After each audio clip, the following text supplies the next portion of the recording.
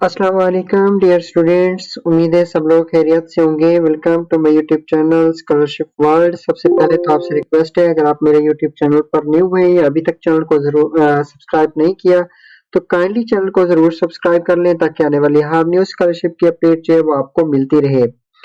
Students, आप जैसे आपको पता है कि MIS स्कॉलरशिप मलेशिया की तरफ से जो है वो ऑफर हो चुकी है फॉर 2025 के लिए। और इसका जो है क्राइटेरिया क्या है, कैसे अप्लाई करना है, कौन कौन से डॉक्यूमेंट्स को कैसे रेडी करना है, और मैं जो है इस वीडियो में आपको ज्यादा से ज्यादा कवर करूंगा कि आप लोगों ने अप्लाई कैसे करना है। ठीक है, ओवरव्यू थोड़ा बहुत दे दूंगा, उसके बाद एप्लीकेशन प्रोसेस की तरफ चलेंगे, क्योंकि इस नेक्स्ट हमारा जो है वो 2-3 दिन छोड़ के हमारा मेगा इवेंट भी है MIS स्कॉलरशिप के ऊपर। तो चलें अपनी वीडियो को स्टार्ट करते हैं। अब मलेशियन इंटरनेशनल स्कॉलरशिप MIS जिसको कहते हैं फॉर 2025 के लिए ओपन हो चुका है, और इसमें जो है कोई एप्लीकेशन फी रिक्वायर नहीं होती और कोई भी आइल्स रिक्वायर नहीं होता, कोई GRE टेस्ट भी रिक्वायर नहीं होता। आप without IELTS, without application fee, without GRE, without जो है एक्सेप्टेंस लेटर भी, अगर आप एक्सेप्टेंस लेटर ले लेते हैं तो आपकी एप्लीकेशन जो है वो ज्यादा स्ट्रांग हो जाती है। ठीक है, तो इसके बगैर आप अप्लाई कर सकते हैं। ये स्कॉलरशिप जो है फॉर मास्टर PhD स्टूडेंट्स के लिए। ठीक है, इसका जो यहाँ पर डेडलाइन शो हो रहा है ये थोड़ा गलत है, क्योंकि जब हम आगे चलेंगे तो मैं आपको दिखाऊंगा। अब आपने सबसे पहले क्या करना है, MIS ऑनलाइन एप्लीकेशन सिस्टम में क्लिक कर लेना है। ठीक है, जैसे यहाँ पर क्लिक करना है तो आपके सामने एक ऐसा इंटरफेस शो होगा। इसमें आपने क्या करना है, सबसे पहले गाइडलाइन को पढ़ना है। गाइडलाइन के बाद आपने डॉक्यूमेंट्स जो है सैंपल दिए हुए हैं उनको डाउनलोड करने हैं, उसके बाद फैक्स पढ़ने हैं। हम ये तीनों चीजें पढ़ते हैं, गो थ्रू करते हैं जस्ट। ठीक है, सबसे पहले तो यहाँ पर मैं जो है वो अच्छा, सबसे पहले तो मैं आपको बता दूं कि ये जो स्कॉलरशिप है ये मास्टर एंड PhD स्टूडेंट्स के लिए है। ठीक है, और full time post graduate bye research है। ठीक है, अब ये रिसर्च के थ्रू जो है वो ऑफर हो रही है। अच्छा, उसके बाद जो हम चलते हैं, देखते हैं नेक्स्ट हु कैन अप्लाई, कौन कौन से लोग अप्लाई कर सकते हैं। तो यहाँ पर कंट्रीज दिए हुए हैं, इस कंट्रीज के जो स्टूडेंट्स हैं वो अप्लाई कर सकते हैं। एशियन कंट्रीज हैं जिनमें ये लिस्ट है, और कॉमनवेल्थ कंट्रीज हैं। तो यहाँ पर अगर पाकिस्तान का नाम नहीं लिखा हुआ ना, तो पाकिस्तान जो है वो कॉमनवेल्थ कंट्रीज में आता है, तो उसका कोई इशू नहीं है। जब आप ऑनलाइन एप्लीकेशन फिल करेंगे तो वहाँ पर पाकिस्तान शो होगा आपको। ठीक है, अच्छा, उसके बाद ये कंट्रीज आपने खुद देख लेने। उसके बाद जो है वो हमारा काम है कि आपने इस लिंक को यूज करते हुए आपने अप्लाई करना है, बस सिंपल सा। उसके बाद जो है एप्लीकेशन फॉर्म को आपने फिल करके उसको डाउनलोड करने हैं। ठीक है, फिर उसको आपने साइन वगैरह करके उसको जो है वो PDF फॉर्मेट में कन्वर्ट करना होता है। उसके बाद अप्लाई करने का प्रोसेस क्या है, कौन कौन से डॉक्यूमेंट्स चाहिए। सर्टिफाइड आपको पासपोर्ट चाहिए। अब आपने सर्टिफाइड डॉक्यूमेंट्स को समझना है। अब जहां पर भी ये सर्टिफाइड कह रहे हैं ना, तो इसका मतलब ये होता है कि आपने उन डॉक्यूमेंट्स की कलर कॉपीज करवा के किसी भी 17 या 18 ग्रेड के ऑफिसर से, ठीक है, तो उससे आपने उनको अटेस्ट करवा लेना है। ये होता है यहाँ पर सर्टिफाइड कॉपी। सिंपल यही करना है आपने। ठीक है, और इसमें जो है पासपोर्ट है, उसके बाद कॉपी ऑफ एकेडमिक ट्रांसक्रिप्ट है। ठीक है, सर्टिफाइड कॉपी, उसके बाद ट्रांसक्रिप्ट ऑफ अंडर ग्रेजुएट। ठीक है, और मास्टर अगर PhD के लिए कर रहे हैं। उसके बाद जो है वो रिकॉर्ड है आपका थ्रू द स्टडी प्रोग्राम, जो जिसमें जो है आपका जो है ट्रांसक्रिप्ट के ऊपर सारा का सारा रिकॉर्ड मौजूद होता है।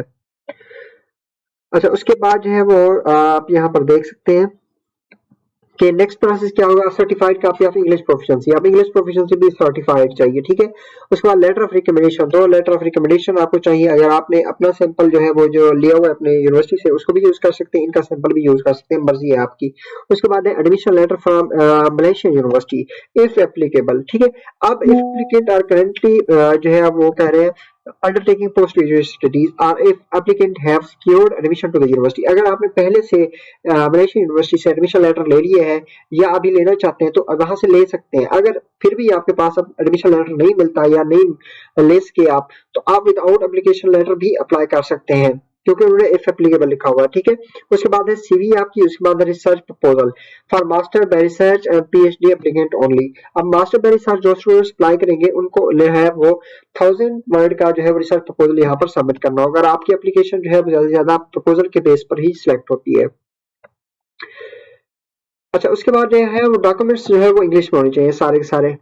और आपकी एज जो है अप्लाई करने के लिए 40 ईयर से जो है वो ज्यादा नहीं होनी चाहिए फॉर मास्टर, और उसके बाद 45 ईयर से ज्यादा नहीं होनी चाहिए फॉर PhD। एलिजिबिलिटी क्राइटेरिया क्या है कि CGPA आपकी 3 पॉइंट होनी चाहिए ओवर 4। और उसके बाद जो है पीएचडी एप्लीकेंट जो है उनके भी 3 पॉइंट जो है वो ओवर 4 होनी चाहिए।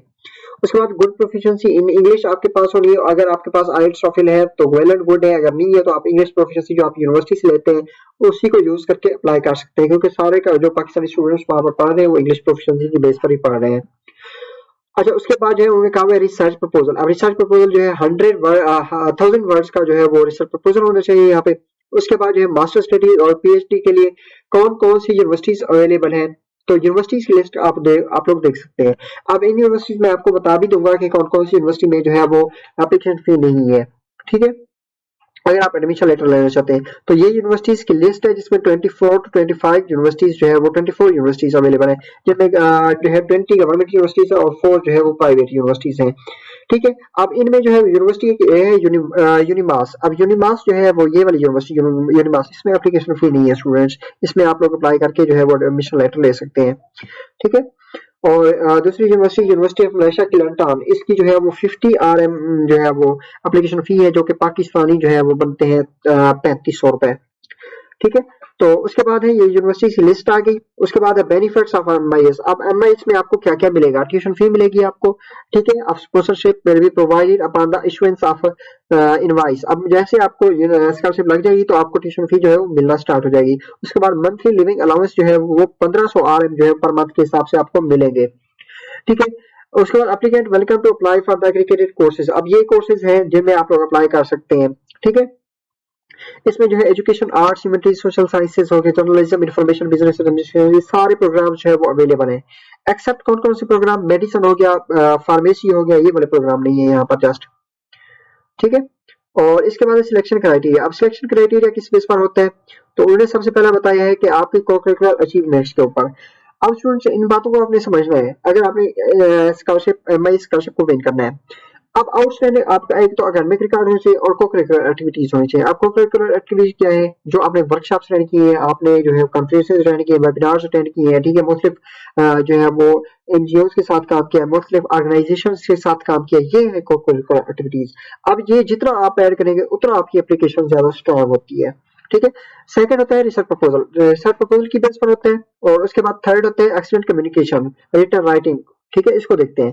उसके बाद scholarship must be enrolled fully टोलर, इसको छोड़ दें, इसको आपने खुद पढ़ लेना है। अच्छा, टर्म्स एंड कंडीशन जो है वो ये भी आप लोगों ने खुद इसको रीड कर लेना, वरना वीडियो जो है वो बहुत ज्यादा लेंथी हो जाएगी। उसके बाद है कि आपने डॉक्यूमेंट्स यहाँ से डाउनलोड करने हैं। अब रिकमेंडेशन लेटर है, अगर आप लोग इनका वाले से यूज कर ले तो ज्यादा बेस्ट होता है।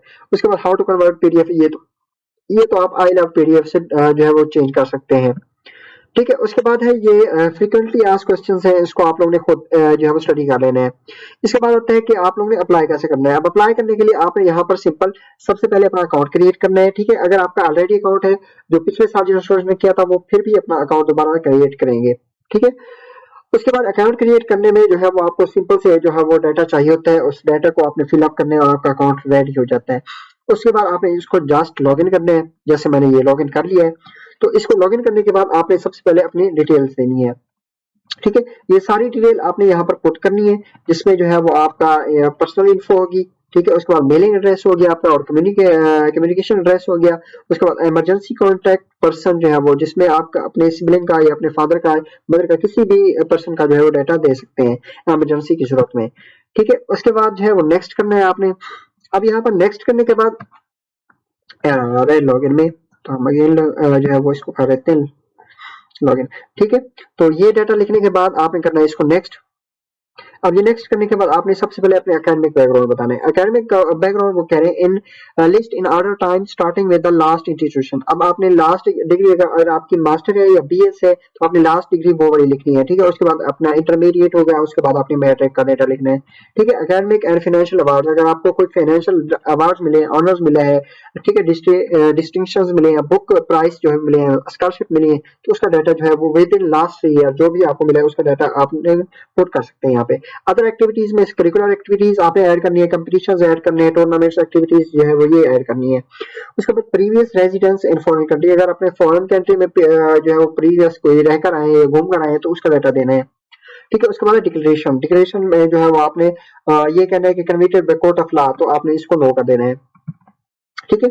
अब यहाँ पर जो है वो थर्ड आ गया। थर्ड ऑप्शन में आपने क्या करना है, अपनी एप्लीकेशन इन्फो देखनी है। अब इसमें क्या करना है, आपने सबसे पहले अपना कोर्स चूज करना है जिस कोर्स में आप लोग अप्लाई करना चाहते हैं। ठीक है, तो मैं जो है वो रेंडमली भी कोर्स चूज कर रहा हूँ, जिसमें जो है आपने फिर यूनिवर्सिटी सिलेक्ट करनी है। अब यहाँ पर यूनिवर्सिटी जो है वो आपने 3 यूनिवर्सिटी सिलेक्ट करनी है, लेकिन कोर्स आपका एक ही होगा। ठीक है, ये बात याद रखिएगा। किसी भी यूनिवर्सिटी में जो है वो आपका एडमिशन हो सकता है, जहाँ पर आपका क्राइटेरिया फिल करेगा वहाँ पर आपका एडमिशन हो जाएगा। ठीक है, और उसके बाद कमेंसमेंट डेट जो है वो आपने जो है वो नवंबर रखनी है, यहाँ पर नवंबर। ठीक है, नवंबर फर्स्ट रख दें, जो भी रखनी है वो रख दें। उसके बाद आपने कमेंसमेंट फर्स्ट सेमेस्टर डाल लेना है। ठीक है, अच्छा उसके बाद आइल्स को नो कर देना, टोफल को भी नो कर देना। मदर टंग आपने बता देनी है उर्दू है। ठीक है, ये करने के बाद आपने अपनी जो है वो इसको बताना है कि मलेशियन लैंग्वेज आपको आती है तो नन कर देना है, रिटन भी जो है स्पोकन को भी नन कर देना है। ठीक है, अब इसके बाद जो है स्टूडेंट्स हम करते हैं नेक्स्ट। अब यहाँ पर जो है स्टूडेंट्स कब से स्टूडेंट्स को जो है वो इशू आ रहा है, बिकॉज वेबसाइट जो है वो रिसेंटली अपडेट हो रही है, तो यहाँ पर इसके आगे स्टूडेंट्स आगे जाता ही नहीं है काफी सारे स्टूडेंट्स का। तो आपने करना है क्या, इसका ट्रिक मैंने ढूंढा है। आपने सिंपल क्या करना है कि यहाँ पर P3 को आपने P4 करना है। ठीक है, अब ये P3 जो है इसको आपने P4 करना है। जस्ट जैसे आप इसको P4 करेंगे तो आपका नेक्स्ट हो जाएगा। तो ये देखें, जैसे हमने P4 ऐड किया तो हमारा नेक्स्ट ऑप्शन आ गया है। अब नेक्स्ट ऑप्शन ये है स्टूडेंट्स कि यहाँ पर आपने अपना रिसर्च प्रपोजल देना है। ठीक है, नहीं रेट ऐसे लिखना है। अब यहाँ पर ऐसे के ऐसे लिखने हैं आपने कि उसको यहाँ पर फिल भी करना है और अपलोड भी करना है। ठीक है, दो ऑप्शन होते हैं। मोर देन 200 वर्ड्स का आपका ऐसे होना चाहिए, 1 पेज का लिख लें या 1.5 पेज का लिख लें तो आपकी मर्जी है, लेकिन 200 वर्ड से ज्यादा नहीं होना चाहिए। ठीक है, 200 वर्ड से ज्यादा होना चाहिए, वो ये करें मोर देन 200 वर्ड्स। ठीक है, उसके बाद जो है आपने उसको अपलोड भी करना है यहाँ पर। तो ये मैंने प्रीवियस ईयर का अप्लाई किया था, तो वही डाटा मेरा शो हो रहा है अभी तक।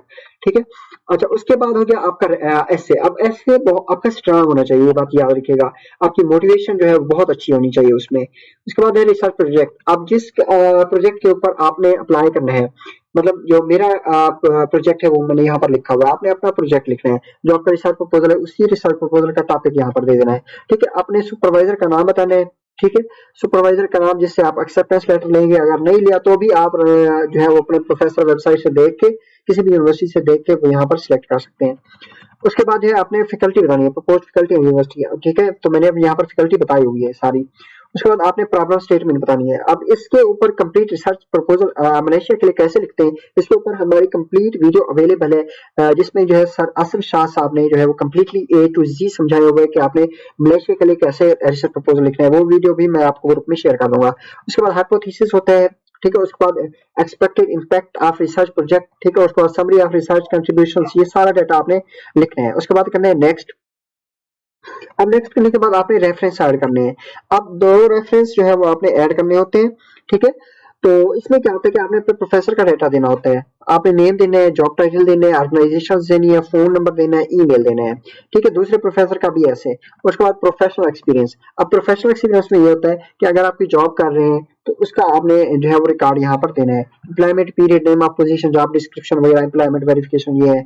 इसमें क्या होता है कि आपने सबसे पहले ईयर सिलेक्ट करना है कि कहाँ से अब कब से आपने स्टार्ट किया था। उसके बाद है टाइटल ऑफ योर पोस्ट।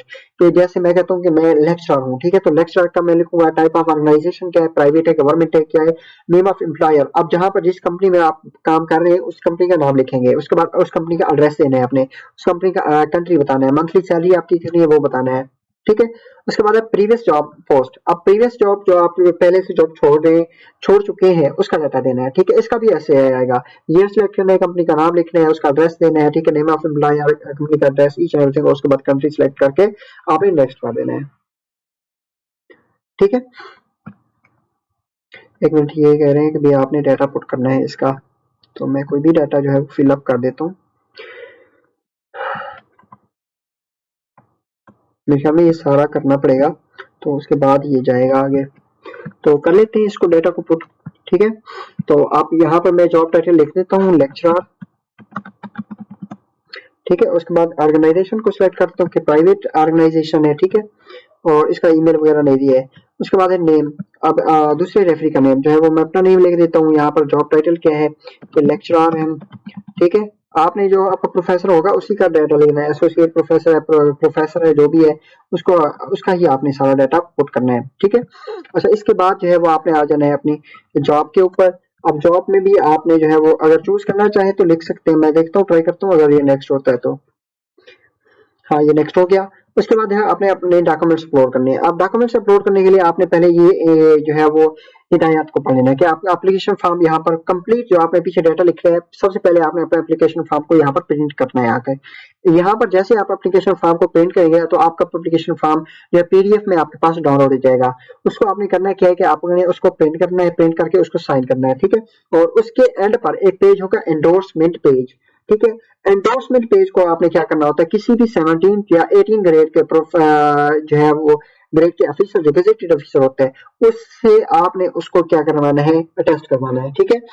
तो याद रखिएगा कि आपका जो एप्लीकेशन फॉर्म होगा उसके एंड पर एंडोर्समेंट पेज होगा, उसको आपने गेजेटेड ऑफिसर से अटेस्ट करवाना है, ठीक है। उसके बाद आपने क्या क्या अपलोड करना है, पासपोर्ट अपलोड करना है, ट्रांसक्रिप्ट अपलोड करनी है, से अपनी डिग्री अपलोड करनी है, इंग्लिश प्रोफिशिएंसी अपलोड करना है, सीवी अपलोड करना है, एडमिशन लेटर अपलोड करना है अगर रिक्वायर्ड है तो, और 2 रिकमेंडेशन लेटर जो है वो अपलोड करने हैं। उसके बाद जो है रिसर्च प्रपोजल अपलोड करना है। तो ये है सारे डॉक्यूमेंट्स, ठीक है। अब उन डॉक्यूमेंट्स का जो है उन्होंने साइज भी बताया हुआ है कि इस साइज तक जो है वो जो है आप लोग अपने डॉक्यूमेंट्स को अपलोड कर सकते हैं। अब डॉक्यूमेंट्स अपलोड करने के बाद आपने यहाँ पर जो है वो टिक करने है, ब्लू टिक जो है ओके करके आपने नेक्स्ट करना है। अब यहाँ पर जैसे नेक्स्ट करेंगे तो आपकी एप्लीकेशन जो है वो सबमिट हो जाएगी, ठीक है। तो उसके बाद जो है वो स्टूडेंट्स आपने वेट करने हैं। अब इनका जो है रिजल्ट आएगा तो वो मेरे ख्याल में अगस्त या सितंबर में अगर रिजल्ट आता है तो फिर भी अगर आपके कोई भी क्वेश्चन होंगे तो हम जो है वो सैटरडे को जो है वो अपना ऑनलाइन जो है वेबिनार, मेगा वेबिनार है जिसमें मैंने एमआई स्कॉलरशिप होल्डर को इनवाइट किया है, तो वो भी जो है वो आप लोग जरूर ज्वाइन करिएगा। फिर भी आपका क्वेश्चन हो कमेंट में या व्हाट्सएप पर पूछ सकते हैं।